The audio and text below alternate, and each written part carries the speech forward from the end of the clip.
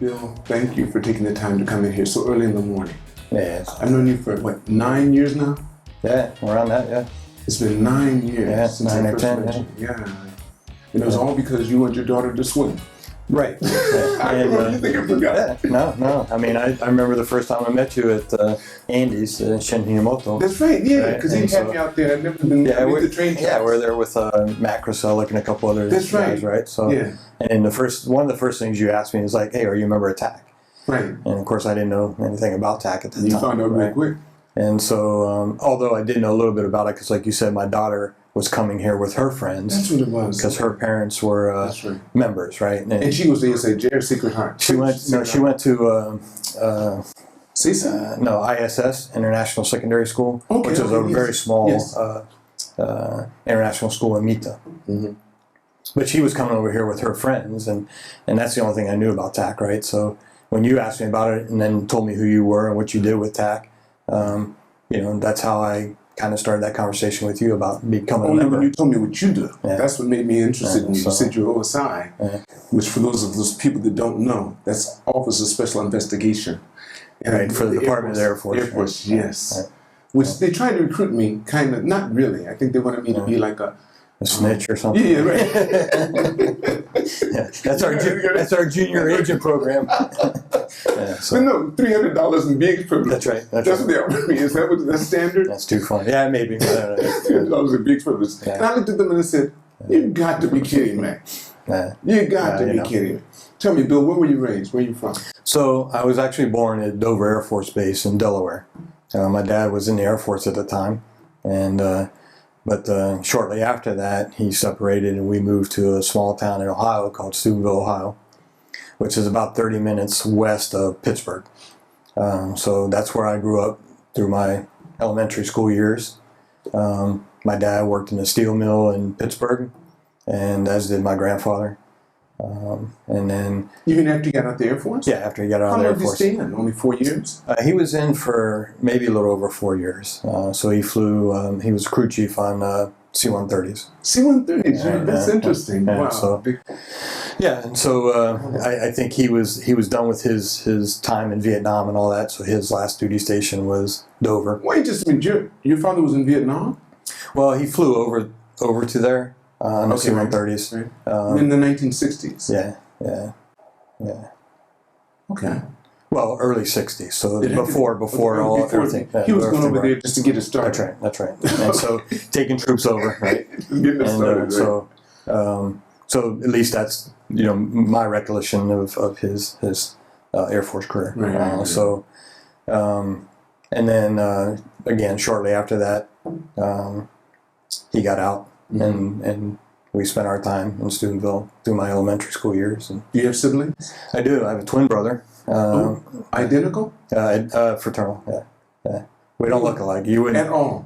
You would see some features if you saw us both together. Is he taller than you or shorter than you? He's a little taller than I am. A little bit stockier than I am. Is he darker in complexion? No, we're probably about the same. He's got brown hair, and mine's gray now, but brown eyes. And I have blonde hair, blue eyes. That's what you said. So when you see our school pictures, who are these two brothers that are the same age, but we don't look alike at all, right? So just the two of you? The two of us, yeah. So are you still close? Are you guys close? We are now. There was a big period of time, like when after high school, where we went our separate ways. He went to the Marine Corps, I went to the Air Force. And we just kind of, lost touch and didn't really make an effort to stay in touch. Were you guys close before you went in the service? Yeah, we were fairly close. I mean, something had to happen, but I don't want to get into that. Okay. Yeah, no, I mean, we were fairly close. It just we were almost completely different people, even though we were twins, right? So, but that's all it is. Nothing spectacular. Mm-hmm. But he's just retired on August 13th as a battalion fire chief outside of Chicago. So he went. So how long did he stay in the Marines? Just for? He was there, I think, 10 years. Oh, 10 years. So he didn't retire. He didn't retire, and then he got out and went to work for the fire department. Would that be considered? That's not government, so he wouldn't get any time from his military time. Because like if he went to the post office, right, some other federal government, right, you can buy it. You could get the same. Yeah, you can buy back your military time and add that to your length of government service for retirement. Did he have kids? He did. He has 2 daughters. Yeah. So you guys only produce girls? Yeah. No, I have a son also. You do? Your son, is he older than your daughter? He's older than my daughter. My son is 31 this year. How many years difference between the two? 6 years. 6 years. Yeah. Same wife, of course. Same wife, yeah. Wow. Yeah. I didn't know you had a son. Yeah. Yeah. Okay. Not too many people met him because he went to middle school here. Mm-hmm. And then, of course, he's from the same mom, but a divorce, right? So she went back to the States, and then many years ago. So same mom as your daughter? Same mom as my daughter. Oh, as your daughter. Yeah. But my current wife is Japanese. I understand, okay. Yeah. All right, now you're clear, okay. So he spent most of his time in the States, but when I was here in Japan before, he went to school here at Yokota Air Base. You were here when year? I was here in 2001 to 2004. Okay, that was your first time in Japan? That's the first time in Japan. Okay. And then and they went to the schools on base. And then, but he didn't come back over. He was already out of school by the time I came back over the second time. So he's 31 now? 31, yeah. So he's the age of my third son. Lonnie just turned 30, so he's about just a year over him. Yeah. Wow. Yeah, so... That's it, I didn't know that, yeah. Are he and his sister close? Do you know? They are, yeah. They, of course, it's all Facebook and, that's because they live on different parts of the U.S. My daughter lives in Michigan, and my son lives in Sacramento. Is she working now? She doing? You met my daughter right here, right? Yeah, so as a teenage kid, she's married now with two boys. So. A 4-year-old. She made you a grandpa real quick. Yeah, a 4-year-old and a 11-year-old. Your son doesn't have kids yet? No, he's still single. He's in Sacramento playing the field. But so I have a 1-year-old grandson I haven't even seen yet because of COVID. Yeah. But what about the other? Yeah, so the 3 or 4 years ago when he was born, I was able to go back. Okay. When he was born, so anyway. That's neat. Yeah. So you go with your brother, and so after you finished. You finished high school where? So actually, after elementary school, my grandparents moved to South Florida, like many people did when they retired. Right. And so the whole family kind of moved down there, right? And including us. And so I did my middle school years and my high school years in Naples, Florida. Okay. Yeah. So. And then after that, what made you decide to get into the service? So you weren't a draft agent. No, I wasn't. No. I registered for the draft, but I enlisted. You registered for the draft. Would you have been drafted? I could have been drafted, yeah. If there was a draft. But there was no draft. There was no draft. Because they stopped it by the time you went to one. So 81. 81, I was going to say late 70s or something, because I was drafted. And my lottery number, I was from Los Angeles, and the lower your lottery number and the bigger the city you were in, the more of a chance you go in. So my number was 6. Yeah. So you went straight to the Air Force office and said... I sure did. Yeah. I said, wait, do you have any jobs here? I'm sure not going to be fought. No. Everyone knew by then. It was 70, 71. They knew Vietnam was a lost cause. They knew we weren't trying to win that. There were too many hills captured and given back and captured and given back, and too many people coming back messed up. Yeah, for sure. Wow. So when you got in the service, what made you decide to go in the service? So, I get asked this. I didn't do college. 4 days after high school, 4 days after I graduated high school, I was in basic training. 4 days after you graduated? Well, so you always knew you wanted to go in. Yeah. So I actually joined on a delayed enlistment program. That's what I did. And so I 6 months? I signed up in January. 6 months later, that's what I did. I was sitting in basic training. Mm-hmm. And so there was no real, reason to go in, but I did know that graduation was coming up, and I was working like construction in the summer, and McDonald's and Burger King during the school year, and with nothing other than what am I going to do tomorrow, and what date am I going on or whatever. I had nothing. You were thinking like that? I was thinking like that even as I was approaching graduation, right? So no plans, right? So like I said, in January, I decided, hey, maybe I should look at what they have to offer. Did you talk to your dad? Or No, I just went to the recruiting station, and I started with the Army. And I said, I wanted to be a helicopter mechanic, and they were all excited about that, and then tried to convince me that, I needed to do 2 years of infantry first and then apply. And I was like, if you make it out, I got out of the seat and I walked to the Air Force guy and told them the same thing. And then, so what ended up happening was the Air Force said, well, we have a jet engine mechanic, which is kind of all inclusive of all airframes. So are you interested in that? And I said, yeah. And so that was the career field that I was headed towards, all the way up until I went down to the MEP station to do my physicals and all that stuff, and then process. So I go through the whole physical, and you know what that's all entails, right? Yes. Standing in line with a bunch of other guys, right. And then bending over and turning your head and cough and all that kind of stuff, right? Exactly, yeah. And so go through all of that. And I go into a recruiter's office to sign the final contract, and then the next step would have been going into a room and raising your hand and being sworn in. And being sworn in, right? So, and he tells me, hey, look, the Air Force is downsizing a lot of airframes, a lot of mechanics are being moved, to other airframes. So the career field that you want to go into is closed. We either have to pick another career field or give you another delayed in your entrance into the Air Force. I said, well, I'm not going home. I said, I'm here. I took a Greyhound bus down here, and my intent is to get on a plane and go to Lackland, right. To do my basic training. I said, so what do you got? And so the first thing they showed me was a video of military police. Right? And so in the Air Force, it's called security police, but it's military police, right? So. Yeah. And of course, they show them a great video, right? Of course they do. Dog handlers, everything, and sirens and lights, and I fell for it. Uniforms are just pristine. I fell for it, hook, line, and sinker. I said, I'll take it. Sign me up. Yeah. And off I went. And I'm sitting in basic training the first day, and of course we get off the bus, and they, the drill of, they're yelling at you. Well, even in the first night, we got there pretty late, right? And so all they did was take us off the bus, fed us, put us in the barracks, and said, go to sleep. And so as we were laying down to go to sleep, they played taps. Okay. Right? And I'm laying there thinking, what did I get myself into here? Right? So this is real.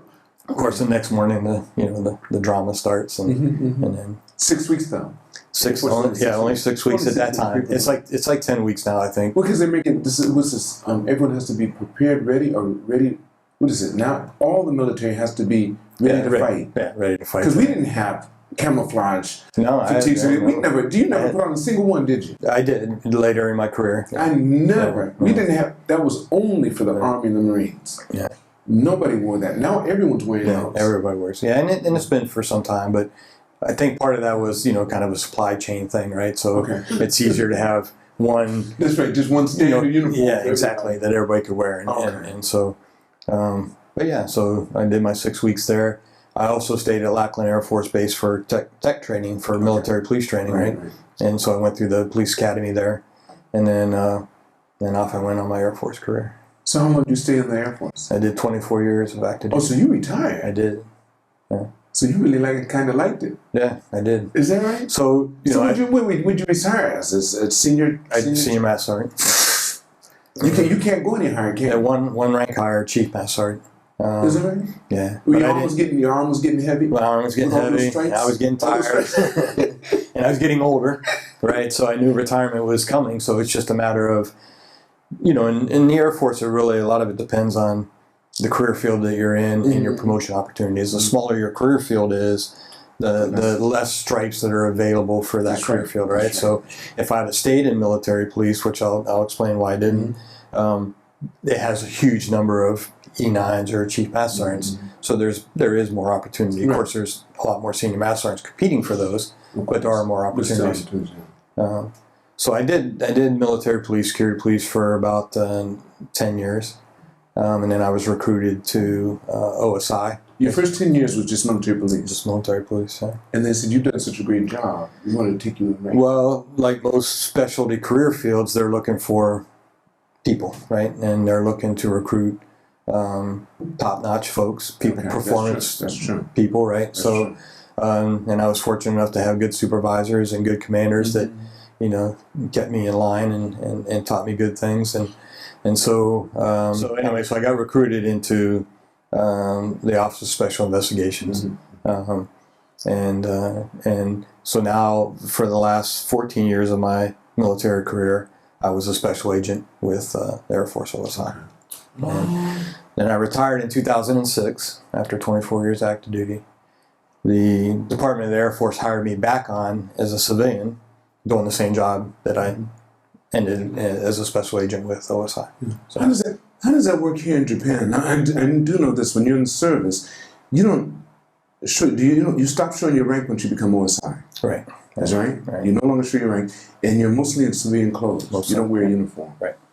And that's so that if you have to deal with someone above your rank, right, they have no authority. You're just completely autonomous to anything they have to say. Right. And conversely, also, if you're dealing with someone lower in rank, they don't feel intimidated by you because you're a higher rank. And so there's no, if you're doing an interrogation or something, you certainly don't want that to be a factor in the end for any lawyers to tag on to. So we mask our ranks and we wear civilian clothes. Which did you enjoy the most, being a security police or being OSI? Ultimately OSI, but in the beginning I wanted to go back to security police. What made you want to go back? Well, because security police was a big unit, right? Everywhere you went there was 80 or 90 security police to hang out with, right? So and they also recognized you immediately. So yeah, and we had a great group of people every time we were off and on duty, and we just had this great camaraderie, right?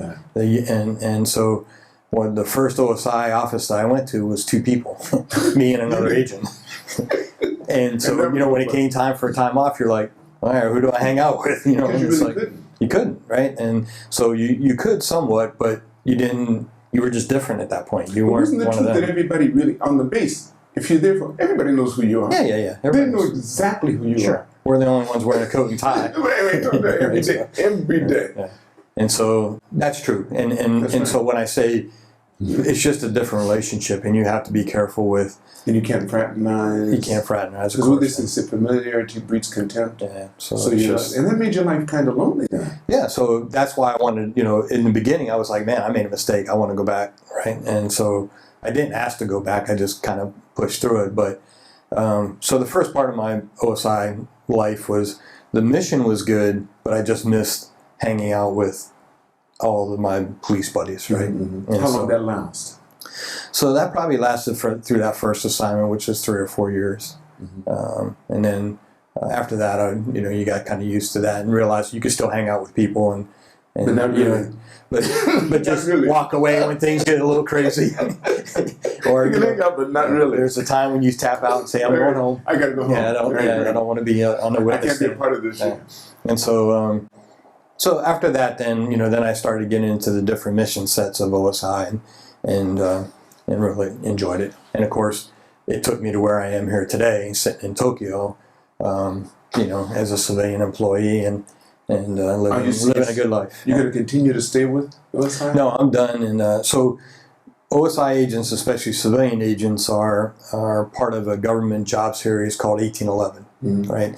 So every federal law enforcement officer that works for the U.S. government is a job series 1811. FBI, DEA, CBP, us, NCIS.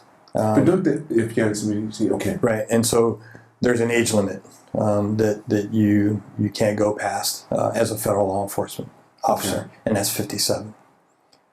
57. Right. Why that number? That's just a negotiated age limit to keep the force fresh and also it's at that time that they established that age, there was a thought that that's an age where after that you're not going to be as effective a rigorous job in law enforcement and kicking down doors and all that kind of stuff, right? And the chances of you passing physicals and all that kind of thing degrades, right? So, and you have to have upward movement and stuff. So, so that still stands though today, even though much. So you're 157. So I'm 58 now, 58, right? But because of my military time, I retired at age 42. So the government gave me a 5-year age waiver to allow me to go to 62, so I can get that 20 years of law enforcement duty in, which is a higher retirement. So, yeah. So you're going back to the States to actually continue to work. You're not. So I'm going back. Yeah, I'm going to go back and retire. But I go back next year in August of 2022, and I'll probably go back to our headquarters and do my last 3 years there and retire. Now, when you're in Japan, what kind of authority do you have? You're in Japan. Yeah. Let's say something happens outside the base, right? Any military facility. So all the military here, including us, are under SOFA, the Status of Forces Agreement, which is a negotiated agreement with the U.S. and government of Japan that gives us authorities under certain circumstances. If there's, let's say, the easy one is a criminal event happens off base, it involves a SOFA member, whether it be an active duty military member or a civilian or a contractor. As long as they fall under the SOFA, then we have some authorities to investigate and get involved in. If it's non-SOFA personnel, then we have no authorities. Okay. Can you carry your guns outside military facilities? We can, but we don't. We don't. The Japanese allow that. So under SOFA, we're allowed to arm to protect the resources of the United States government. So even if it's outside the base. Yeah. Even outside the base. Yeah. Okay. Yeah. Wow. But because of the sensitivities of weapons in Japan, right. But I mean, even if we are carrying, no one sees. Yeah. Okay. Yeah. Wow. What kind of situation? So you've been in Japan for 10 years? 12 years. Almost 11 years this month. Okay. 11 years. Yeah. Yeah. Tell me something that's juicy that people want to hear. Yeah, Give me do that. Not too juicy, but something interesting. What are some of the biggest issues you have to deal with? So dealing with, unfortunately, so we have 4 OSI units in Japan. There's one at Misawa, there's one at Kadena, and there's one at Yokota Air Bases. And in my office, which is in Roppongi, at the Stars and Stripes building, right? So those guys that are out there at the main operating bases, they deal with a lot of criminal activities conducted by SOFA, active duty people. So unfortunately, there's times when sexual assaults occur or narcotics cases occur. So that's where they spend the bulk of their time dealing with those kind of issues. And so, my job here in Tokyo is to liaison with the Japanese police at the senior levels, at the headquarters level, the self-defense force, and intelligence agencies. So I go out there and I build relationships at the very senior levels so that I can help advocate for the rest of those units to be able to do their job throughout Japan. Whether it's criminal, whether it's counterintelligence, whether it's fraud, whether it's protective service details. I try to solve all their issues at this level, right? So, but do you ever have to get any hands-on stuff where somebody's really, you get there and you see the body, for example? Sure. I mean, me in particular in this job now, I don't do that. The guys at the bases do that. So if, for instance, there's suicides that happen, obviously, and I'm sure those get some press. We've had a few homicides that have occurred down at one of the bases. And so our guys will go out and run those crime scenes and take evidence and then work with the host nation on, depending on who the subjects are and victims are. So, what do you like most about your job? What did you like the most? So, I mean, in the job that I'm in now, I have the best job that you could have. Why is that? Because all I do is take the Japanese out and eat and drink and build relationships with them so that the rest of my guys can do their jobs, right? So, but I do spend a lot of time with some very senior people in the Japanese government, and I don't have the mission in my office to go out to those crime scenes or to get called out in the middle of the night. So you can sleep at night. I can sleep at night, right? So, but the guys that are at the bases, of course, that's their life. No matter what they have planned, they're going to get called in for something, right? Didn't that bother you at any time when you see that, like you see stuff that's hard to get out your head? Yeah. So my first death case was a child death, a baby, and that died from unknown causes, which in the end turned out to be SIDS. I don't know if you remember SIDS, which is the sudden infant death syndrome, right? But at the time we didn't know. So you're accusing the mom and the dad? Well, not initially. We're just, but I had to go to the autopsy, right? So you see this little baby there, and I have a kid, right? So, that was not fun. But it did turn out in the end to be SIDS. But you did have to suspect. Yes, yeah, of course. And they went through the ringer too. Yeah, I mean, your baby dies in the middle of the night. What happened?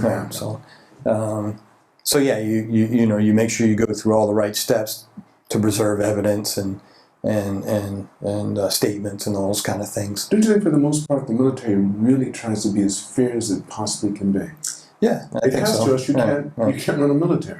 Yeah, you have to. I mean, you have to be consistent in the application of any discipline or authorities, right? Otherwise, chaos ensues. So, So that was the one case that really... Yeah, I mean, I always remember that case. And just because it was a baby, and I've seen other adults that have died, and it was nowhere near the sense of dread that one caused. But, so... Any case that you felt like it was a mystery at the beginning, but you solved it somehow or another, where you thought, yes, and you just, it's instinct or something, and then you had your Columbo moment, you asked him, you said, hey, well, Did you have anything like that you felt really proud of, any moment? Because there's so many movies and everything about police force and special investigations. Yeah, it's just, it doesn't happen that way. There's right? no music in the background? There's no music in the background. Come on. You can't cut to commercial break? No. and nothing comes back from the lab in an hour. It doesn't come back. It always takes forever. Yeah, so, no, I think, a couple of the cases that I were involved in that were long drawn out. We had a case when I was overseas, and I won't say the location, but basically a mail bomb was mailed to a guy that was married to a lady overseas, and her ex-husband sent a mail bomb to the guy, right? So, and the unique thing about it was it came from overseas, and they made it up through several post offices and customs offices, and went to an APO box. The guy picks it up, goes back to his desk, opens it up, and it blows up. It really did blow up? It did blow up. Yeah. And so within... And did it kill him? Yeah, no, it didn't kill him, but it severely damaged. I mean, yeah, it tore him up a little bit. And then, but within hours, and it seemed maybe days, that case was solved. And it was really just a matter of picking the obvious, right? And the obvious was it, right? So it was like, man, that was easy, right? But it could have been very difficult. Very complicated. Very complicated, right? And if as smart as he was in making that bomb. Or if it was just anonymous, right? Right. But in this case, there was a sense right off the bat that, the person... Can you imagine? So do you find yourself ever any time now, because you've seen so many things happen since you've been involved with security police and also the OSI, do you feel skittish sometimes to find yourself, you know what I mean? Because if you know what can happen, doesn't that sometimes... It gets to you after a while. When can you relax? I mean, it's... I don't think, because I've been out of that hair on fire stuff for a little while. That's right. You've had a chance. I don't have that now. Right. But we used to. Yeah, we used to do. Yeah, I mean, you used to have, especially if you're overseas and there's things going on. And I deployed to the Middle East, so there was always things going on there as well. But you have habits now of sitting with your back to the wall and looking at the door and scanning the rooms. And my wife will be like, "Who are you looking at?" I'm like, "No, I'm just taking note." And so, and she laughs because I'll make her sit with her back to the door, not my back to the door, right? So you can protect her, right? And so, and anytime we're in unfamiliar situations, I'll always tell her, "Hey, let's just stay over here," and and this kind of thing. So she gets a kick out of it sometimes. Other times she's like, "Oh, stop it, just knock it off." But no, you get trained that way, and you look for any unusual things or bad, different behaviors in people. Do they have a system of letting the people go to psychiatry? I mean, to have a psychologist speak to them on a regular basis? Sure. We have our organization actually has a assigned psychiatrist, criminologist, and that are trained into law enforcement and stuff. So, you can anytime that you're feeling stressed about an event or a case or something like that. No. But they always say in the on TV. It used to be, and but I think back in the day, certainly when I was young, you never wanted to go to mental health. That was a bad place to go, right? That means and so it's completely different now. I mean, it's encouraged. It's also, it's almost forced on you at times where, hey, let's just get together and talk about these things. And and as a special agent in charge, I have to talk with the folks, and I try to make as many opportunities as I can to just let people talk, and that's in most cases all they need. Just a way to process it out, and then realize that they're despite what they saw or what they went through, they're living, they're breathing, they're okay. But it only means something if they're talking to someone who they think is really receiving. Sure. Yeah. I mean, you want to be genuine in your in your approach to that, and sometimes you have to take on a couple different roles with that person. Have you ever had anyone that came up to you and you said, "You're not set up for this. You need to get out"? Yeah. You've had people like that? Yeah. You didn't say. We've had people that walk up and say, "That's not what I signed up for." And had to go. Yeah, and that's okay. It's okay. I mean, we'll send them back to their career field or find them another career field that they're more suitable for. And not only from a emotional or mental health standpoint, but sometimes it's a capability issue. That's right. You might recruit somebody that's out of supply, who was the best supply sergeant you ever knew, but you bring him into OSI where he has to think on his feet and do all these different things and multitask and all that. He's way out of his league. So it's let's get him back into supply where he was. Oh, so that's how you guys recruit? You guys go and sit this guy and say, Bob looks like he might really. Yeah, so we look at. That's why. Yeah, we look at award winners. We look at award winners. What was that for me? Like you said, the $300 and the BX privileges. What was that all about? I don't know. Depends. They probably saw you hanging out in the parking lot and said he knows stuff. But but who knows? I mean, I don't know what their intent was there. But and that was at Dakota. Yeah. For us, we just we start with a lot of different people that will give us indicators of someone that might be a good OSI agent, right? So we'll talk to first sergeants, we talk to commanders. From there, they don't have to go through any other process. Wait. So we recruit them. I mean, they have to leave. Their career field owns them. So they have to be releasable from their career field. But they have to still be active. You can't have you couldn't do that to us. Like, for example, I couldn't be recruited in. I'm a civilian. We do hire civilians out of college. Out of college, and not people that have been around for a while. So you have to be able to pass a background investigation. Right. You have to be able to qualify with a firearm and all those kind of things. So, and you can't have any, obviously any arrest record or known mental health issues or any of those kind of things, right? Be physically fit and that kind of stuff. But yeah, we'll look for high performers on the base, airmen or sergeants of the year, people in honor guard. That's right. How'd you I know. Wait. I spent all last night looking you up. And so, and we'll look for those guys because they're committed to something. They're committed to their career fields. They're committed to their job. They're committed to their militariness that they've signed up to be.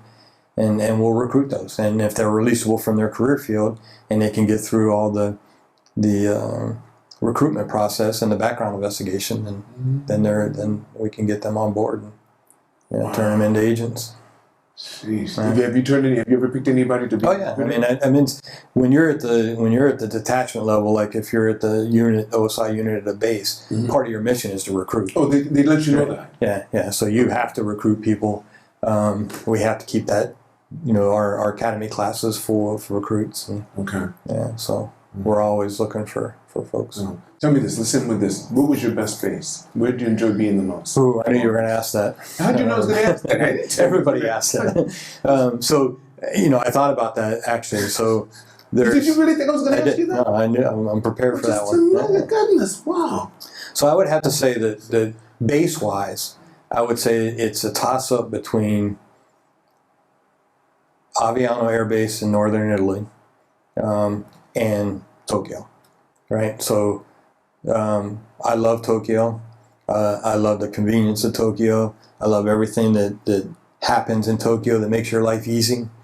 But I also love doing nothing in northern Italy where nothing happens unless, someone, knows you or whatever, or it's really important. If it's not really important, then, okay, the train might come or it might not come, but you're still going to get to where you got to go, but here it's, everything's... You better be, everything's right? So from, that perspective, those are kind of two that run parallel. But I think the best mission that I ever had was when I was the senior enlisted advisor or the leader for our forces in the Middle East.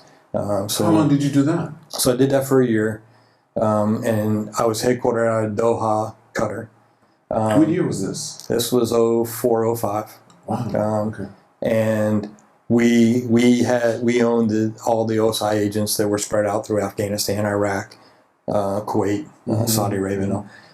So we were the command element there. So I got to travel to all those locations and meet all those guys who were out there How did you travel? Kicking butt. Mostly mil-air. Okay. C-130s, helicopters, whatever's going in that direction. Right, okay. In most cases. Were you civilian clothes then too? I was back in uniform then. Okay. But no rank. Because I know, yeah. Right. Yeah, no rank. But we wore military uniform because that's that's combat zone. Right? So you have to wear your uniforms, right? So we did work in civilian clothes sometimes, but those were very specific operations that were short term. But anytime that as a senior leader over there, I went in uniform. Right. Since you know what I was going to ask you, what was the best operation you were on? Can't tell you that. You can't?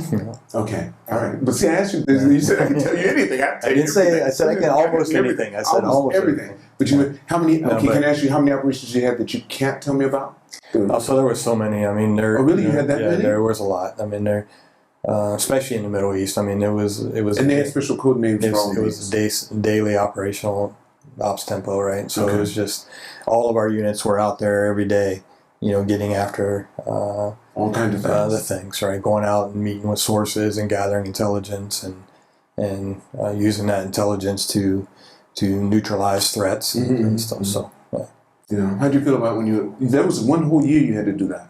So I did that for a year. That was my second time over there. First time over there, I was part of an operational unit in the field.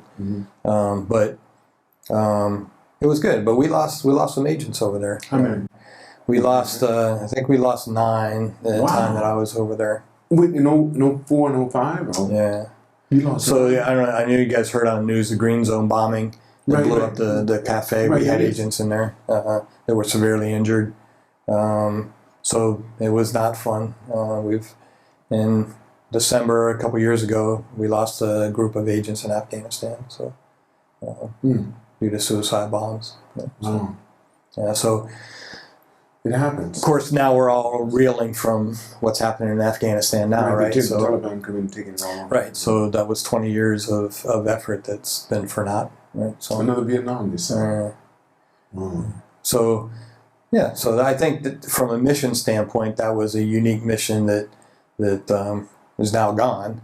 But some of the things we did over there were pretty cool. What would you like to end this podcast with? That's a good question too. So you mentioned that earlier, but I just so here's what I'll say. I'll say, one of the opportunities that I've had being in the Air Force for 40 years now, either in active duty and civilian, right, and that's been my whole adult life. I never, that's the only job I've had as an adult, right. I met a lot of really cool people over the years, right, and Tokyo was no different, right. And so getting to meet guys like you at one of my favorite places in Tokyo, Andy's, Shin Hinamoto, and then just I always found that you never take an opportunity or miss an opportunity to get to know somebody, because you just don't know what they're going to bring to the table, or what you're going to need, or what you're going to be able to help with, or whatever. And so everybody that I meet, I always try to figure out, what they're about, who they are, and then, not looking for anything. That's right. But just want to know about it. Just want to know about it. But it provides opportunities, like me being a member of TAC. And not so much for me, but my daughter was able to now be a member and have her life in an international community, right? So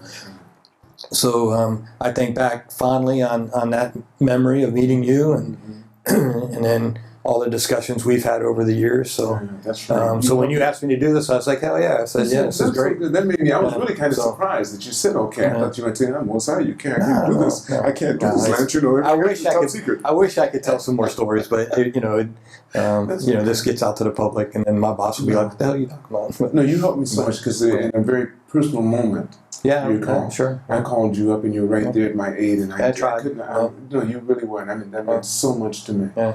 Because it just, me and my wife and my family as a whole, it was really meant a lot. Well, so. and that's an example of what we were just talking about. Isn't that the truth? And that even furthers a point of why I really wanted you to be a part of this club, because I said, we need people. Yeah. There's a security service, you just don't understand. Yeah. We can't have enough people in the security service a part of this club. Yeah.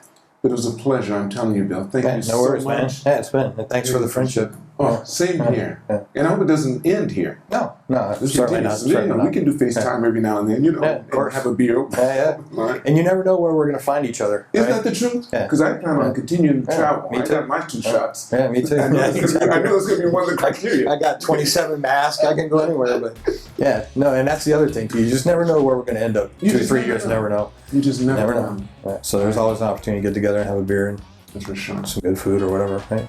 Thank you, Bill. All right, man. Good luck with this. I thank you. I'm going to need it. I love it. I want to thank all of you for watching this podcast. Don't forget to press like and subscribe. And never forget, it's all unknown. Continue to reach for the stars. And you're too blessed to be stressed.